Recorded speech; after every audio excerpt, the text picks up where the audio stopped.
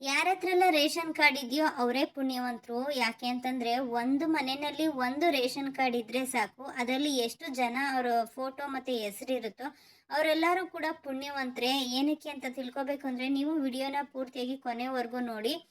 ಯಾರ ಹತ್ರ ಎಲ್ಲ ರೇಷನ್ ಕಾರ್ಡ್ ಇರುತ್ತೋ ಅವರು ಬರೀ ರೇಷನ್ ಅಂದರೆ ಊಟಕ್ಕೆ ಮಾತ್ರ ಅಕ್ಕಿ ಬೇಳೆಗೆ ಮಾತ್ರನೇ ಅದನ್ನು ಬಳಸ್ಕೊಳ್ಳಲ್ಲ, ಅಕ್ಕಿ ರಾಗಿಗೆ ಮಾತ್ರ ಬಳಸ್ಕೊಳ್ಳಲ್ಲ. ಅದನ್ನು ಪಡ್ಕೊಂಡಾದ ನಂತರ ಅದಕ್ಕೆ ಉಪಯೋಗ ಎಷ್ಟೊಂದಿರುತ್ತೆ. ಅದಕ್ಕೋಸ್ಕರನೇ ರೇಷನ್ ಕಾರ್ಡ್ನ ಪಡ್ಕೊಳ್ಳೋದಕ್ಕೆ ಜನ ಎಷ್ಟು ಒದ್ದಾಡ್ತಾರೆ. ಹಾಗೆ ಇರೋದನ್ನ ಕಳ್ಕೊತೀವಿ ಅಂತಂದರೆ ಕೂಡ ಅದು ಏನಕ್ಕಾದರೂ ಹೋಗುತ್ತಪ್ಪ, ಕಳ್ಕೊಂಡ್ರೆ ಮುಂದೇನು ಗತಿ ಅಂತ ಯೋಚನೆ ಮಾಡೋದು ಕೂಡ. ರೇಷನ್ ಕಾರ್ಡಿಂದ ಆಗೋ ಪ್ರಯೋಜನದಲ್ಲಿ ಫಸ್ಟ್ನೇ ಸ್ಟೆಪ್ ಏನಪ್ಪ ಅಂತಂದರೆ, ತಿಂಗಳು ಬಂತಂದರೆ ಸಾಕು, ಹೆಂಗೋ ಕಷ್ಟಪಟ್ಟು ಕೆಲ್ಸಕ್ಕೆ ರಜನ ಹಾಕಿ ಕ್ಯೂನಲ್ಲಿ ನಿಂತ್ಕೊಂಡು ರಾತ್ರಿಯೆಲ್ಲ ಕಾದು ಹೆಂಗೋ ಮಾಡಿ ರೇಷನ್ ಅಂತೂ ತೊಗೊತಾರೆ. ಇದು ಫಸ್ಟ್ನೇದಾದರೆ ಇದು ಬಡವರಿಗೆ ತುಂಬಾ ಅನುಕೂಲ ಆಗೋವಂಥದ್ದು. ಹಾಗೆ ಇನ್ನೂ ಒಂದು ಎರಡನೇ ಸ್ಟೆಪ್ ಏನಪ್ಪ ಅಂತಂದರೆ, ಇದರಲ್ಲಿ ಒಂದು ಮನೆಯಲ್ಲಿ ಒಂದು ಕಾರ್ಡ್ ಇದ್ದರೆ ಸಾಕು, ಅದರಲ್ಲಿ ಇರೋವಂಥವ್ರಿಗೆಲ್ಲರಿಗೂ ಕೂಡ ಒಂದು ಆರೋಗ್ಯ ವಿಮೆ ಅನ್ನೋದು ಸಿಗುತ್ತೆ. ನೀವು ಯಾರಿಗಾದ್ರೂ ಮನೆಯಲ್ಲಿ ಒಂದು ಹುಷಾರಿಲ್ಲದೆ ಇರಬೇಕಾದ್ರೆ ಒಂದು ಆಪ್ರೇಷನ್ ಏನಾದರೂ ಮಾಡಿಸ್ಬೇಕು, ಒಂದು ಹುಷಾರಿಲ್ಲ ತುಂಬಾ ಸೀರಿಯಸ್ಸು ಅಡ್ಮಿಟ್ ಮಾಡಬೇಕು ಅಂದ್ಕೊಂಡಾಗ ನೀವು ಸುತ್ತಮುತ್ತ ಹಾಸ್ಪಿಟ್ಲುಗಳನ್ನೆಲ್ಲ ಯೋಚನೆ ಮಾಡಿ ನೋಡಿ, ಎಲ್ಲ ಲಕ್ಷನೇ ಇರೋದು ಯಾವುದೇ ಆದ್ರೂ. ಅದರಲ್ಲೂ ಕ್ಯಾಶ್ ಕಟ್ತೀವಿ ಅಂದ್ರಂತೂ ಇನ್ನೂ ಲೆಕ್ಕನೇ ಇಲ್ಲ, ಅಷ್ಟು ಕಿತ್ಕೊಂಡು ತಿನ್ನೋವಷ್ಟು ಮಟ್ಟಿಗೆ ಇವತ್ತು ಹಾಸ್ಪಿಟ್ಲುಗಳು ಅನ್ನೋದು ಹೋಗಿದೆ. ಆದರೆ BPL ರೇಷನ್ ಕಾರ್ಡ್ ಅಂತ ಏನಾದರೂ ನಿಮ್ಮ ಹತ್ರ ಇದ್ದರೆ ನಿಮ್ಮ ಜೀವ ಬರೀ ಹುಷಾರಿಲ್ದಿರೋರಿಗೆ ಮಾತ್ರ ಉಳಿಯಲ್ಲ, ನಿಮ್ಮ ಮನೆ ಮಂದಿಯವ್ರ ಜೀವ ಎಲ್ಲ ಕೂಡ ಉಳಿಯುತ್ತೆ. ಅದರಿಂದ ಖರ್ಚಾಗೋದು ತುಂಬಾ ಉಳಿತಾಯ ಆಗುತ್ತೆ. ನೀವು ಹತ್ತಿರ ಇರೋವಂಥ ಯಾವುದಾದ್ರೂ ಹಾಸ್ಪಿಟ್ಲುಗಳಲ್ಲಿ ಇದರಲ್ಲಿ ಕೆಲವೊಂದು ಹಾಸ್ಪಿಟ್ಲುಗಳನ್ನ ಮಾತ್ರ ಕೊಟ್ಟಿರ್ತಾರೆ, ಎಲ್ಲ ಹಾಸ್ಪಿಟ್ಲುಗಳನ್ನ ಕೊಟ್ಟಿರಲ್ಲ. ಆ ಒಂದು ಆಯ್ಕೆ ಇರೋವಂಥ ಹಾಸ್ಪಿಟ್ಲಿಗೆ ಹೋಗಿ ನೀವು ಏನಾದರೂ ಆ ಒಂದು BPL ರೇಷನ್ ಕಾರ್ಡ್ನ ತೋರಿಸಿ ನೀವು ಏನಾದರೂ ಅಡ್ಮಿಂಟ್ ಆದರೆ, ಅದು ತುಂಬ ಸೀರಿಯಸ್ ಟೈಮಲ್ಲಾದರೆ ಅವರೇ ಆ ಒಂದು ರೇಷನ್ ಕಾರ್ಡ್ನ ಇಸ್ಕೊಂಡು ಪೇಷಂಟ್ನು ಕೂಡ ಅಡ್ಮಿಟ್ ಮಾಡಿಕೊಂಡು ಆ ಒಂದು ಬೆಡ್ ಫೈಲ್ ಏನಿರುತ್ತೆ, ಕಾಯಿಲೆ ಏನಿರುತ್ತೆ ಅದನ್ನು ಫೈಲ್ನ ತಗೊಂಡು ಅವರೇ ಗೌರ್ಮೆಂಟ್ಗೂ ಕೂಡ ಕಳಿಸಿ ನಿಮ್ಮ ಒಂದು BPL ರೇಷನ್ ಕಾರ್ಡಿಂದ ಆ ಕಾಯಿಲೆಗೆ ಎಷ್ಟು ದುಡ್ಡು ಬಿಡುಗಡೆ ಆಗುತ್ತೆ ನೋಡಿ, ಅದನ್ನು ಬಿಡುಗಡೆ ಮಾಡ್ಕೊತಾರೆ. ಡಾಕ್ಟರ್ಸ್ ಇರ್ತಾರೆ. ಹಾಗೆ ಅಲ್ಲಿಯೇ ಹಾಸ್ಪಿಟ್ಲುಗಳಲ್ಲಿ ಒಂದು ರೂಮ್ ಅಂತ ಇರುತ್ತೆ, ಜನಸೇವಾ ಕೇಂದ್ರ ಅಂತ ಇರುತ್ತೆ. ಅಲ್ಲೋಗಿ ನೀವು ನಿಮ್ಮ ಹತ್ರ ಇರುವಂಥ BPL ರೇಷನ್ ಕಾರ್ಡ್ನ ಕೊಟ್ಟು ನೀವು ವಿಚಾರಣೆಯನ್ನು ಮಾಡ್ಬೋದು. ಅಲ್ಲಿ ನಿಮಗೆ ಡೀಟೇಲ್ ಆಗಿ ಎಕ್ಸ್ಪ್ಲೈನ್ ಮಾಡ್ತಾರೆ.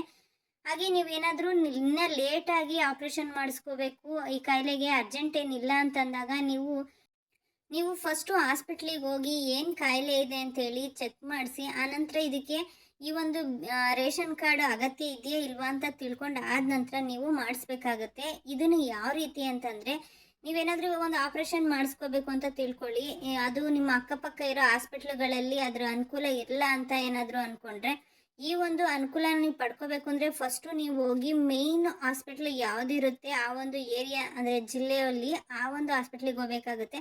ಇವಾಗ ಬ್ಯಾಂಗ್ಳೂರ್ ಅಂತ ಅಂದರೆ ನೀವು ಮೇಯ್ನು ನೀವು ಇವಾಗ ವಿಕ್ಟೋರಿಯಾಗೆ ಹೋಗಬೇಕಾಗತ್ತೆ. ಅಥವಾ ನೀವು ವಿಕ್ಟೋರಿಯಾಗೆ ಹೋದರೆ ಅದು ದೊಡ್ಡ ಹಾಸ್ಪಿಟ್ಲ್ ಆಗಿರೋದ್ರಿಂದ ನೀವು ಎಲ್ಲಿನೂ ಹೋಗಿ ಏನೂ ಬರ್ಸ್ಕೊಬೇಕಾಗಿಲ್ಲ, ಅವರೇ ಎಲ್ಲ ಅಲ್ಲಿ ಹೋಗಿ ತೋರಿಸಿದ್ರೆ ಸಾಕು, ರೆಡಿ ಮಾಡ್ಕೊತಾರೆ ಆ ಕಾಯಿಲೆಗೆ.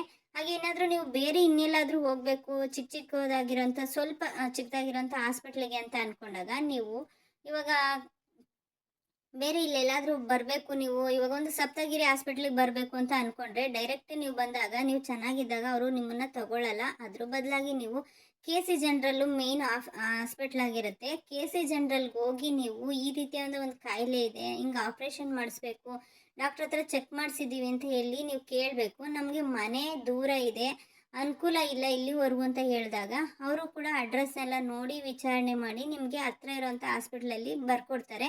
ಅಕಸ್ಮಾತ್ ನಿಮಗೆ ಅದೇ ಹಾಸ್ಪಿಟ್ಲ್ ಏನಾದರೂ ಹತ್ರ ಇದೆ ಅಂತಂದರೆ KC ಜನರಲ್ ಥರ ನೀವು ಅಲ್ಲೇ ಹೋಗಿ ತೋರಿಸ್ಕೋಬೋದು. ಇದನ್ನು ತೋರಿಸಿದಾಗ ನೀವು ಅಲ್ಲಿ BPL ರೇಷನ್ ಕಾರ್ಡ್ನ ಯೂಸ್ ಮಾಡಿಕೊಂಡಾಗ ನಿಮಗೆ ಆಪ್ರೇಷನ್ ಅನ್ನೋದು ಫುಲ್ಲು ಫ್ರೀ ಇರುತ್ತೆ. ನೀವು ಮೆಡಿಸನ್ಗೆ ಏನಾದರೂ ಕಟ್ಟಬೇಕಾಗುತ್ತೆ ಸ್ವಲ್ಪ ಹಣನ.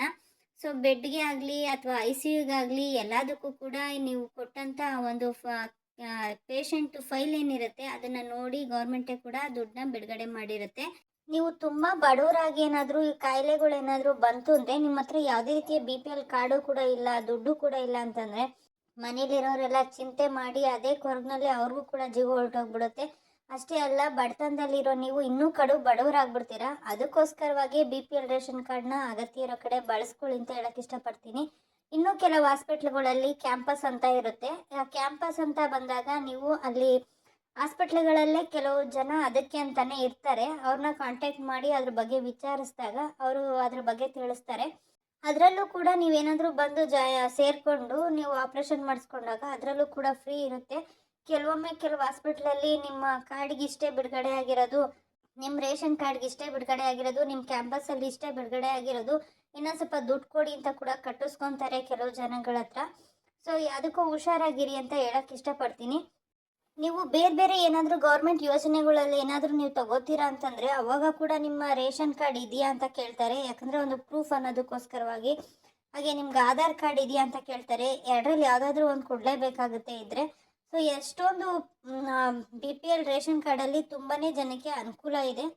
ಅದರಲ್ಲಿ ಮೇಯ್ನು ಆರೋಗ್ಯ ವಿಮೆ ತುಂಬಾ ಜನಕ್ಕೆ ಇಂಪಾರ್ಟೆಂಟು. ಯಾಕಂದರೆ ಎಲ್ಲರೂ ಪ್ರಾಣ ಇರೋದು ಅದರಲ್ಲೇ. ಅದರಿಂದಾಗಿ ಆದಷ್ಟು ಜನ ಬಿ ಪಿ ಎಲ್ ರೇಷನ್ ಕಾರ್ಡ್ನ ಬಳಸ್ಕೊಳ್ಳೋದಕ್ಕೆ ಹಾಗೆ ಪಡ್ಕೊಳ್ಳೋದಕ್ಕೆ ಇಟ್ಕೊಳ್ಳೋದಕ್ಕೆ ಅಷ್ಟು ಒದ್ದಾಡ್ತಾರೆ ಅಂತ ಹೇಳಕ್ಕೆ ಇಷ್ಟಪಡ್ತೀನಿ.